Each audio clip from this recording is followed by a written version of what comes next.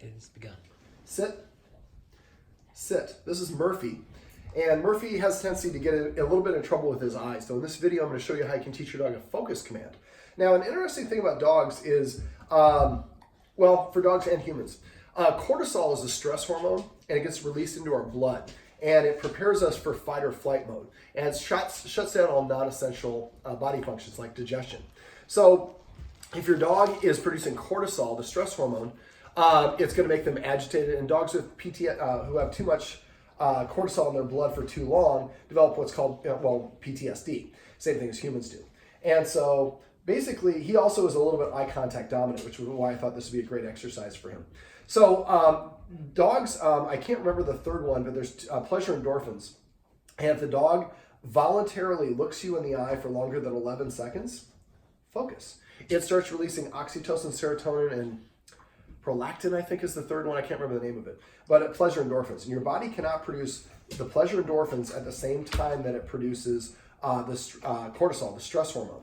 So this exercise, when you master it, can actually stop the production of the stress hormone in your dog's blood and release pleasure endorphins. Now, what I'm doing is I'm holding the treats on my knee. Focus. He has to look at me in the eye to get the treat. He doesn't know that. And I'm holding him down on my knees because if you lure the dog to look you in the eyes, it doesn't have the same benefit if the dog does it on its own. So what I'm doing is I'm just holding them kind of away, and as soon as he looks at me, focus. I raise it to my nose, and then I go straight to his mouth. And I say the word focus, which is the command word I'm assigning for it. You can use any word you want. Just make sure it's a unique word. Now, we have another dog in the house, and the other dog is kind of pacing behind him, which is, if you see him distracted, that's why. Normally, we wouldn't want to practice this with distractions. Focus. But eventually, we want to use it with distractions. So when you're doing this, you make sure you have a really high-value stinky treats. You put them in both hands, make your hands look uniform, and put them on your knees. And watch the dog's eyes like a hawk. It doesn't have to be a whole look. It can be just a quick eye dart. So as soon as he looks up at me, I'm going to raise it to my nose and go focus and say focus. Remember, always say the command word after the treat goes in the mouth, and then I reload. I usually do this about 12 treats per practice session. So you see he's very focused. He's objectifying the treat. There we go. Focus. So I raise it from my knee to my nose in 1 second and then go straight to the dog's mouth in another second. I do not hold it at my nose. Focus. And just like he's doing now, you should start seeing your dog focusing on you faster and faster. But the great thing about this is a form of operant conditioning, focus, where we're not telling the dog to focus. Trainers, if they show you how to do this, would hold a treat at their temple, which lures the dog to look up at you, but you don't have the stoppage of cortisol production with that technique. This is why I prefer to do it this way. It's harder, focus, but more effective. Eventually, you're going to do it like this. We'll see if I can achieve it here. Probably won't, but this is why we do it. 1 second.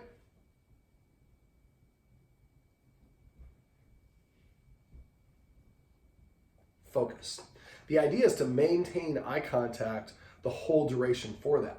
Now that was pretty good, but you saw at the end he kind of went for it. So at first what we're going to do is 1 second, 1 second, focus for all 12 treats.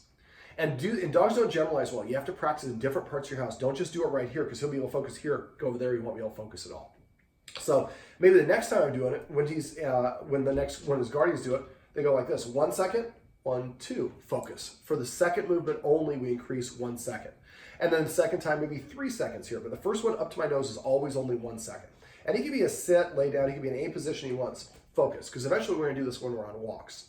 So as you see, he's looking at me pretty much right away. Focus. This promotes looking in the face. If a dog loves you and looks you in the face, it's akin to a kiss. If you don't know the dog well and you look at the dog in the eye, that can be a challenge. So a lot of dogs learn to interpret eye contact, which is something we expect as humans, as a challenge. Well, this is a great way to condition them not to do that. So what I would do when you have guests come over, I'm going to give you the instructions on how to do this. When you have a guest come over, do this like 5 or 7 treats yourself, and then give the guest 5 or 6 treats and ask the guest to do it right after you did it. So the dog gets kind of warmed up with you. Yeah, I'm not going to reward that. And then the dog is now rewarded for looking people in the face, and it's a positive thing because then a treat comes to them. So at first it's all 12 treats, 1 second up, 1 second to the mouth. Focus, and say focus after it goes to the mouth. So within 7 days, you want to be able to get to that 15-second focus, no matter where you are in the house. But again, nobody's eating, there's no distractions. The next step would be to do it outside. Now, when we do it outside, there's a whole lot of distractions out there. So it's harder. So we need to make the exercise easier. So we go back to 1 second, 1 second. When you do this, first let the dog go and fart around in the yard first. And when it gets done, then call it over, sit on your chair or wherever, and go back to 1 second, 1 second. So and if he wants to go away and he's too full of beans, focus. Don't fight it. Wait for him to be in a good, amicable mood for it. But now I can move a little bit faster because we've already done this. He kind of knows what to do. So maybe I do 1 second up, 1 second the dog's nose, focus for 4 treats. Then the next one I do maybe 1 second up and 2 seconds the nose. 1, 2, focus for 4 treats. And then, let's see, 1 second, 1, 2, 3 for all 4 treats. And say focus. And so now within about 2 days, you want to be able to anywhere in your backyard, as long as there's not external stimulus overload, then the dog can focus on you for 15 seconds there. The third stage is we're going to actually incorporate walking to this. And when you're doing this, you don't want to stop when you do this. Everybody does this and they stop every time they're treating the dog. Whoops, crash. So what we want to do, if let's say the dog's walking on this side, I'm walking down the street, there's nothing around for the dog to be reactive to. I'm going to verbally cue the command word and say focus. The dog looks up at me, I go 1, 1, and pop the treat in the dog's mouth. So, and then eventually we're going to do the same progression. So the whole walk, 1 second up, 1 second there. After a couple of days of this, the dog's like running into stuff because it's not looking where it's going, it's looking up at you to get that treat that's slowly coming down for 15 seconds. This way, if there is a bicycle coming by, let's say that you're on this side of the street and the bicycle is coming down on that side of the street, you see the bicycle coming, you tell the dog to sit, and you start doing the focus exercise. 3 or 4 focuses in, then the bicycle zips past, but the dog is focused on you, and then sees the bicycle at the last minute, but is still conditioned to look at us. It stops production of cortisol, it increases the production of the pleasure endorphins, and it's a powerful way for us to redirect our dog's attention. Most of the time, the dog's attention works against us. They're focusing on everything but us. This is a very simple way to get the focus to be a command that actually is beneficial for you. But dogs do get bored with this, so make sure within the house, 7 days, you get to that 15-second focus doing it. So each one of you probably practices this 3 times a day.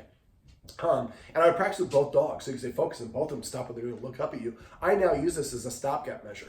If Quest is not paying attention to me, I'm training him to be a service dog. So I go to the grocery store, I put him in a stay in the front of the store, and I go grocery shopping, he's got to stay there. Well, sometimes he's like farting around. I'm like, focus, he looks up at me, and then I say stay. So it's a good way to get his attention, then give him the next command. And it promotes good eye contact. So remember 7 days, 15 seconds in the house, then 2 days to achieve it outside, and then start doing it on your walks, again, when there's no stimulus around. Don't try to use it as a distractor until you can get the 15-second while you're walking with no stimulus around. At that point, when you do see another dog, or not a dog, a bicyclist, a jogger, something that you would be reactive to, starting to focus, and then you can redirect their attention. Now, the last thing I do sometimes is I'll create a situation. It's a little bit different than the focus, but it's a little bonus. So the Guardian here likes doing shaping. So what I would do is go to a park or an area where there's a lot of bicycles. People look at me like, you're crazy. My dog hates bicycles. You find a distance far enough away from the path where your dog can sit. And then what I do is I just sit there and I try to create a scenario where like the dog can see between my hands. Like there's shrubberies here. Here's the path. There's shrubs or trees here, but a clearing here. So the dog's here and I'm far enough away where I can get the dog to sit and take the treat. If it won't sit or take the treat, it's too proximate, it's too intense. You want to get as close as you can, but where the dog will sit and take the treat. Then what I do is I use a clicker for this. So as soon as the dog, I see somebody's about to go, I can see through the trees, a bicycle's going to appear. So I look down at my dog, and as soon as the bicycle comes in a clearing, I look down at my dog, and the dog stares at it. And I say, focus. And then I looks up at me, and then I give it a treat and say that. And you could say focus at this point, but a lot of times I will assign a different command word for this, like friendly or bicyclist or whatever you want to say. So basically, at first, when the bicycle appears, you give the dog, let it look at it, and then give it within 1 second, say the verbal command, and the dog looks up at you, and you're training your dog to look away from the stimulus. After you practice this enough, the way the conditioning for dogs works is the dog's going to see the bicycle come and immediately look up at you automatically without you saying focus. That's why we give them 1 second before we say the command word. When the dog does that the first time, you should give what's called a jackpot, which is like focus, focus, focus, focus, or bicycle, I'm sorry. But you give them 5 treats. The dog's like, what did I just do? Because I just got the mother load of treats. I got to remember what that was. What we're doing is we're conditioning the dog that looking away from the thing I normally react to gets me a reward. So we keep doing this until you can get 5 bicycles that come by in the path in a row, where as soon as the dog sees it, it looks automatically away to you and you give the focus. At that point, you take 1 step closer to the path. Let's say I'm at 20 paces from the path when I first do this. Now I get 5 times in a row the bicycle comes. That means I've graduated this one. I go now to 19 paces and practice that again. And gradually you collapse that distance until you're right, the path is right here. The dog sees the bicycle and looks up at you, and you've achieved this 15 seconds. So you can be going like this while the bicycle passes you, and you'll give the treat until the bicycle is passed. And now we're giving the dog a replacement behavior. Sitting and looking at the human and looking away from the stimulus is a great way to get a reward. Murphy, let's do one more. I'm going to wrap this one up. Sit. No, don't do it if you pause at it. And then that's what I call the floor routine, is going through all this. There we go. Focus. Well, this handsome devil is Murphy, and this is how you can teach your dog the focus exercise.